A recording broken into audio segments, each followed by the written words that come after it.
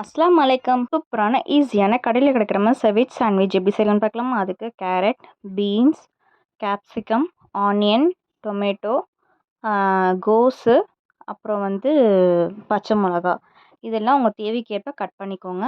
Flame on பண்ணி ஒரு கடாய் வச்சு கடாய் காஞ்சதும் ஆயில் சேர்த்துக்கோங்க. சேர்த்துட்டு ஒரு ஸ்பூன் கடுகு பண்ணி வச்சுருக்க வெங்காயத்தை சேர்த்துக்கோங்க. வெங்காயம் நல்லா வதங்கணும். ஒரு கோல்டன் ப்ரௌன் கலர் வதங்கின பிறகு நம்ம வச்சுருக்க காய்கறிகள் எல்லாத்தையும் சேர்த்துக்கோங்க. எக்ஸ்ட்ரா உங்களுக்கு என்ன காய் வேணால் சேர்த்துக்கலாம். ப்ரக்கோலி, காலிஃப்ளவர் எல்லாத்தையுமே கூட நீங்கள் பொடியாக நறுக்கிட்டு சேர்த்துக்கலாம்.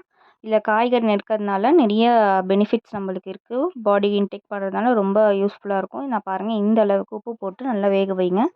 ஒரு 50% வெந்ததுக்கப்புறம் 1/4 டீஸ்பூன் மஞ்சள்தூள், 1 டேபிள் ஸ்பூன் மிளகாய்த்தூள், 1/2 table spoon garam masala, 1/2 table spoon சீரகத்தூள் சேர்த்து நல்லா வதக்கிக்கோங்க. நல்லா வதங்கணும். பாருங்கள் இந்த அளவுக்கு வதங்கிடுச்சு. நம்ம ஸ்டஃபிங் ரெடி ஆயிடுச்சு.